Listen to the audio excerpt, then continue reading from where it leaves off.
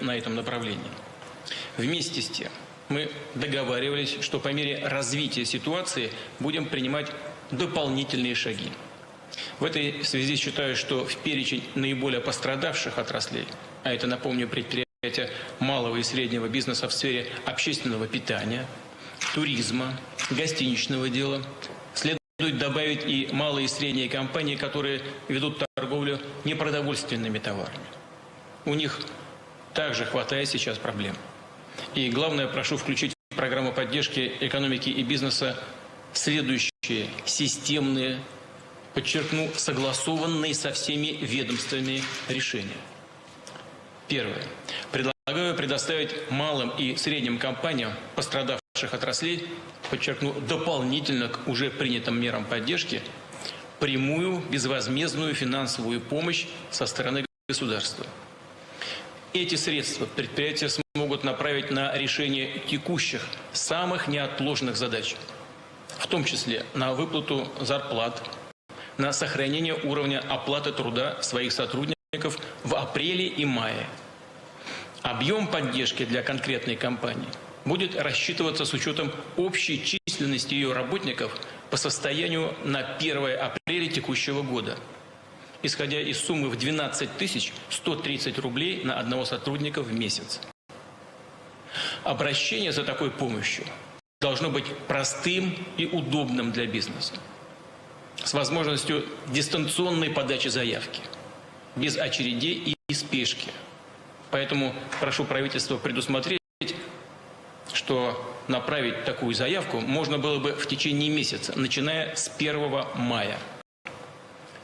Единственное обязательное условие и требование к компании – максимальное сохранение занятости на уровне не менее 90% от штатной численности на 1 апреля. И если такое требование реально на деле выполняется, а правительство в состоянии это проконтролировать, то финансовая поддержка от государства за апрель поступит на счет организации, начиная с 18 мая. Соответственно, средства за май придут в июне. Второе. Правительство уже предложило программу беспроцентных кредитов на выплату заработной платы. Срок таких кредитов – 6 месяцев. Однако практика показала, что эта мера поддержки рынка труда работает неэффективно. Получить кредит трудно. Банки неохотно идут навстречу заемщикам. В этой связи считаю, что не менее 75% объема таких зарплат или зарплатных кредитов, точнее, должно быть обеспечено гарантиями Внешэкономбанка, что позволит снизить риски для коммерческих банков, а значит повысить доступность кредитных ресурсов. Необходимо также расширить применение такой меры поддержки.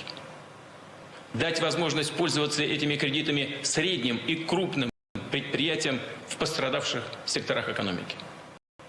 С тем, чтобы компании не увольняли людей и не копили зарплатные долги перед своими работниками. Третье. Что касается системообразующих предприятий, то прошу правительство доработать их список, причем на основе внятных, четких, объективных критериев. В нем должны быть предприятия исключительно важные для всей национальной экономики.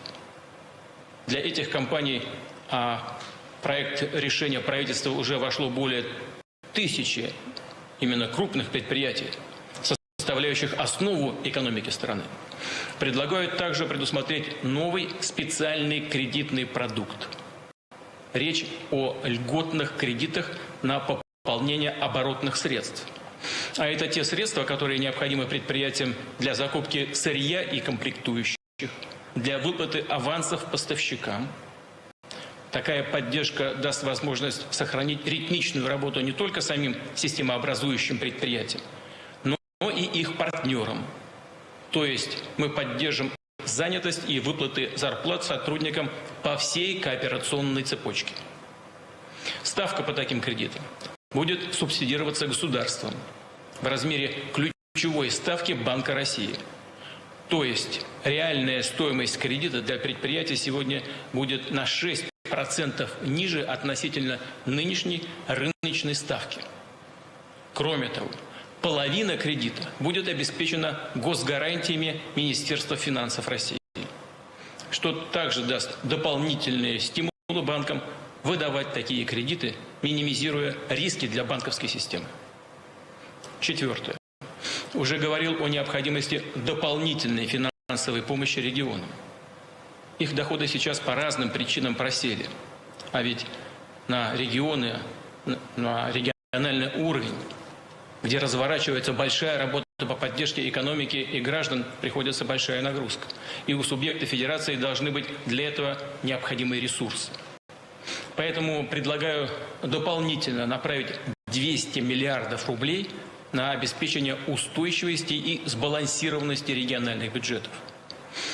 Причем у субъекта федерации должна быть возможность гибко использовать эти средства, направлять их на реализацию своих региональных мер поддержки занятости и деловой активности, на выплату пособий и зарплат бюджетникам, решение самых неотложных социальных вопросов и помощи людям.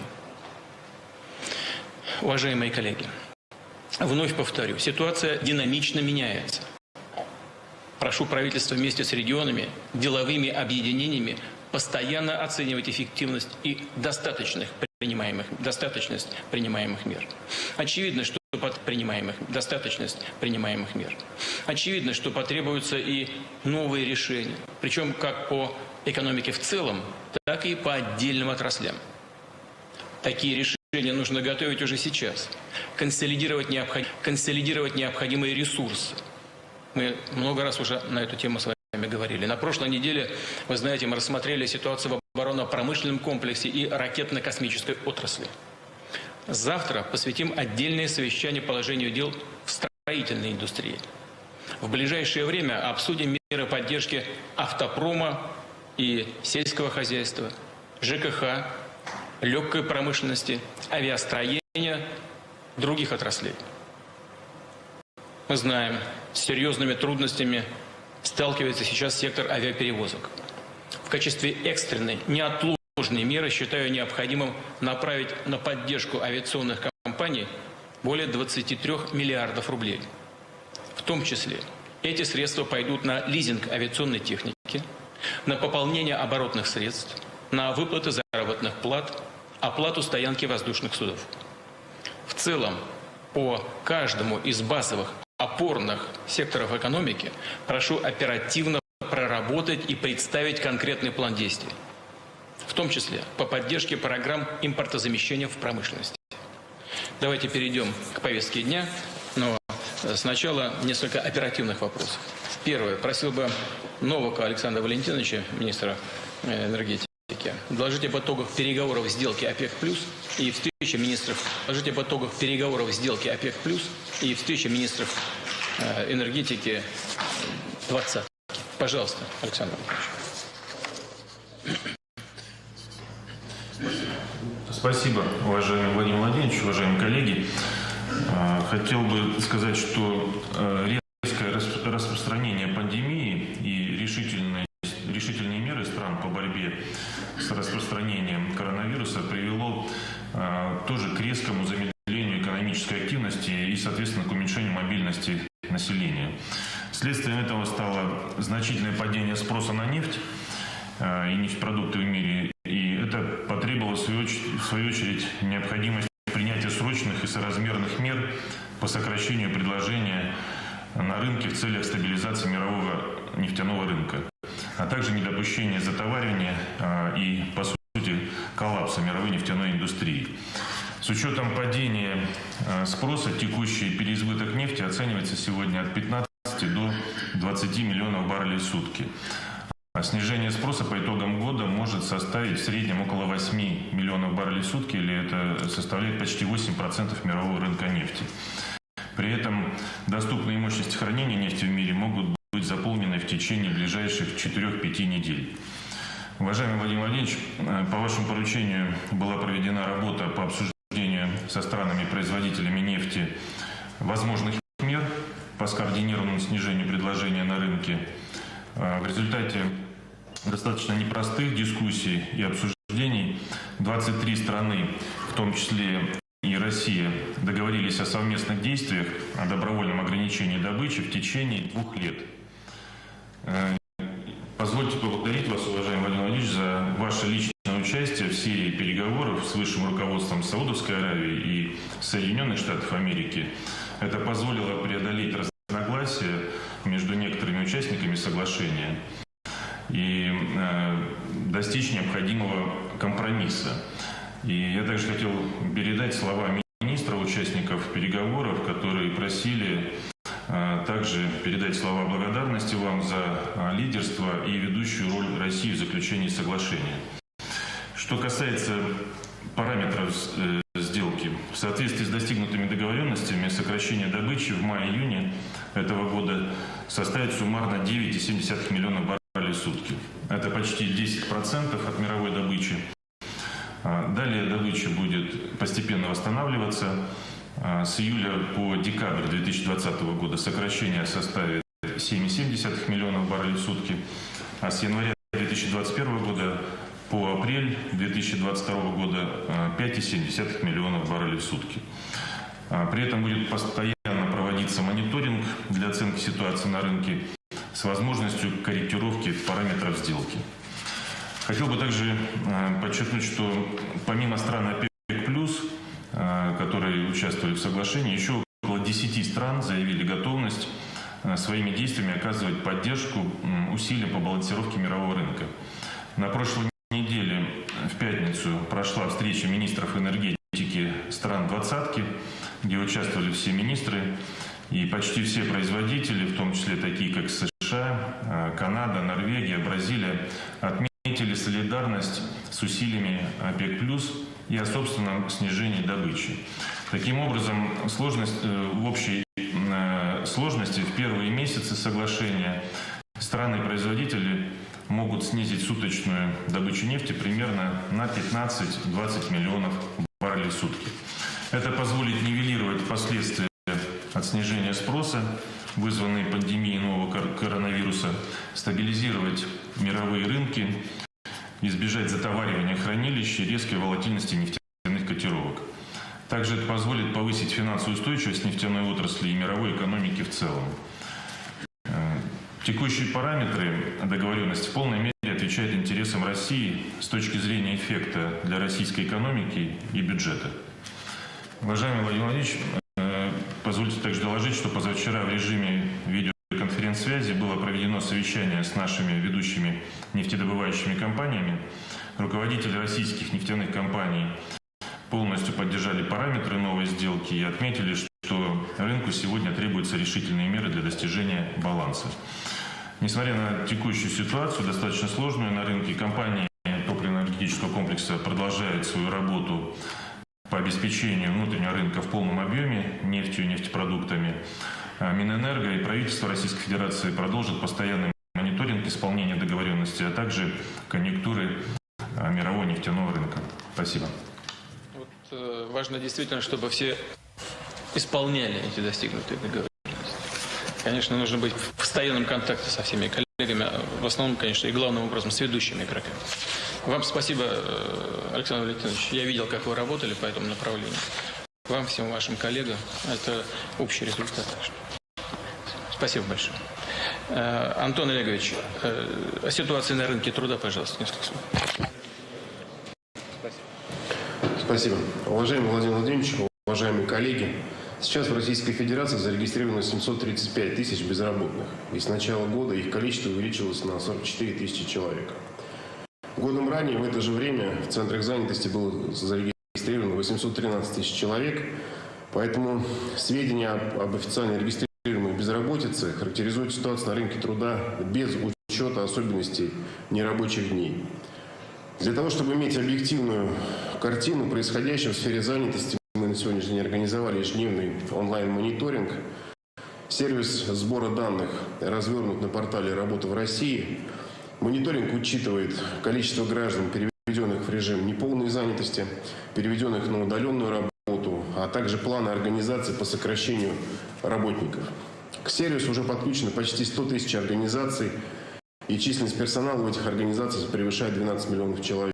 что соответствует показателю в 20% от всех занятых в Российской Федерации.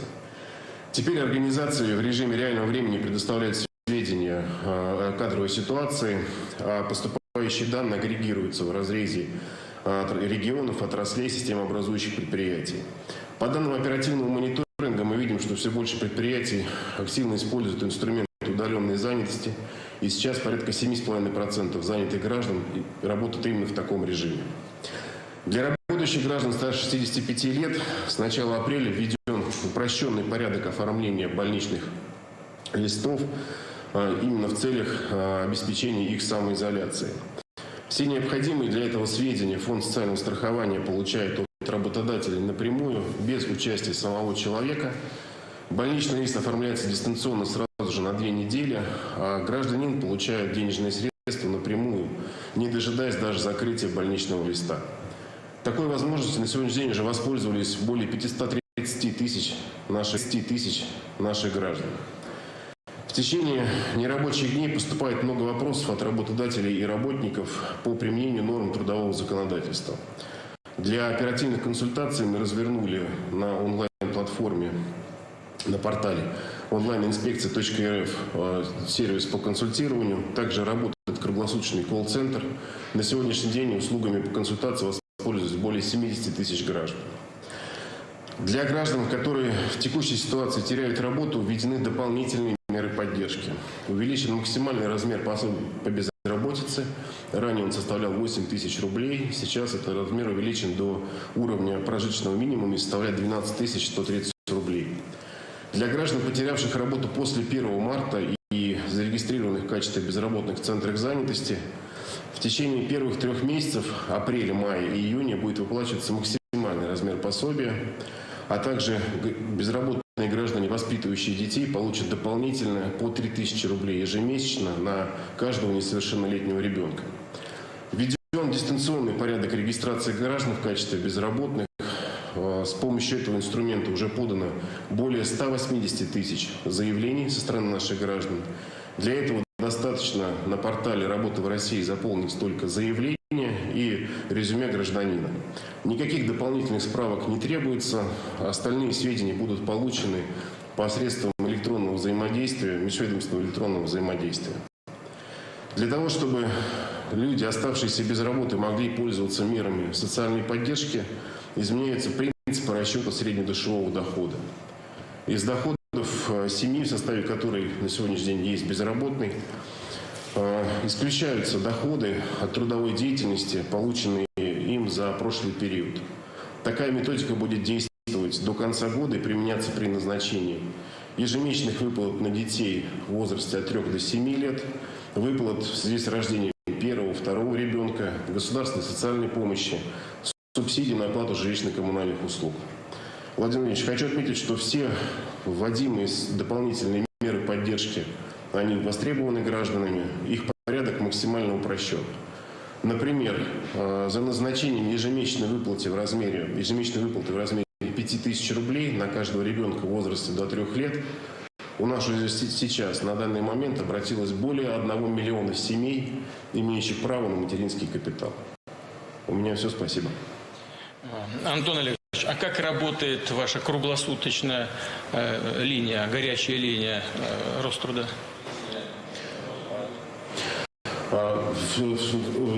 Ежедневно, получается, в круглосуточном режиме линия работает. К нам поступает порядка 5-6 тысяч звонков и обращений. Более 50 человек, операторов, присутствуют постоянно на рабочем месте для предоставления необходимой консультации для граждан. Кроме того, можно оставить и письменное обращение гражданина на необходимую консультацию на портале онлайн-инспекция.рф. Соответственно, письменная консультация будет предоставлена в течение 3 рабочих дней. Я вас прошу самым внимательным образом следить за соблюдением трудовых прав людей, работников, которые переведены на дистанционную систему работы. Понял, Владимир Ильич.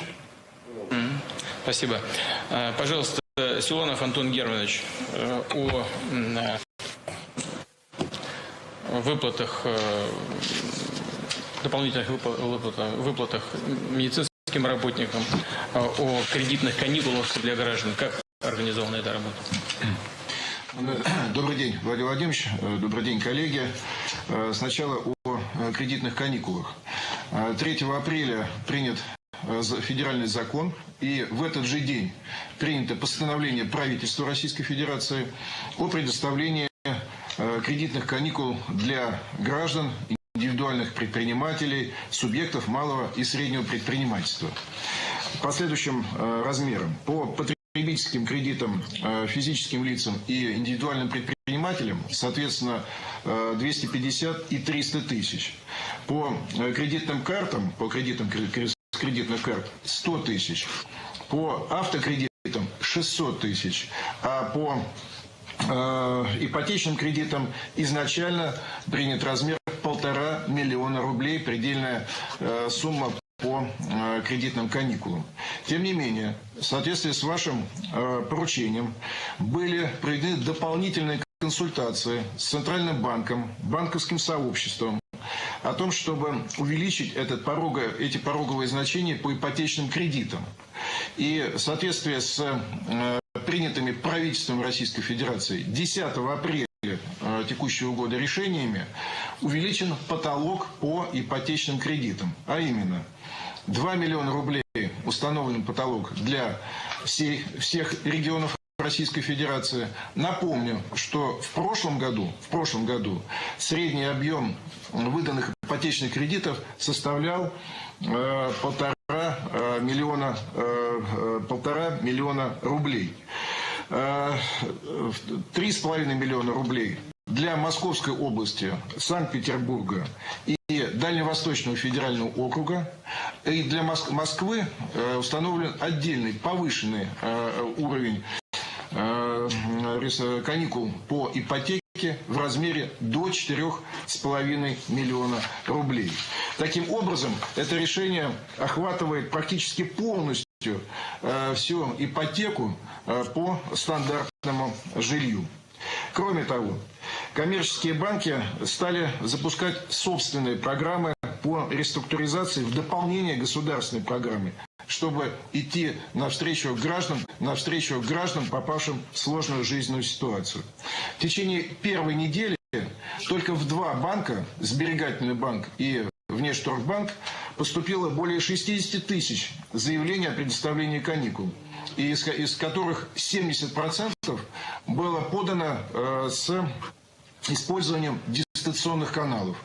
По данным банков, большая часть, более 90% удовлетворяется сразу, по остальным проходят дополнительные консультации, по остальным обращениям проводятся дополнительные консультации.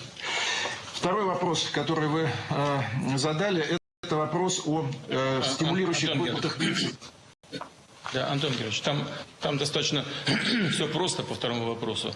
Мною были названы цифры соответствующие. 80 тысяч рублей – это дополнительные выплаты за работу с больными коронавирусом для медицинского персонала, для врачей. 80 тысяч рублей, 50 тысяч рублей, 25 тысяч рублей. В соответствии с действующим законом они должны облагаться налогом на доходы физических лиц. Но цифры были названы абсолютные, и нужно, чтобы люди получили их, что называется, на руки чистыми. Для этого нужно внести изменения, соответствующие в нормативно-правовую базу. Я прошу вас это сделать. Ясно. Мы подготовим такие предложения. Спасибо. Теперь основной вопрос – это радиоэлектронная промышленность, развитие радиоэлектронной промышленности. Михаил Владимирович, кто начнет, вы или Александр Владимирович Галицкий? Итак, это были кадры совещания президента с членами правительства в режиме видеоконференции.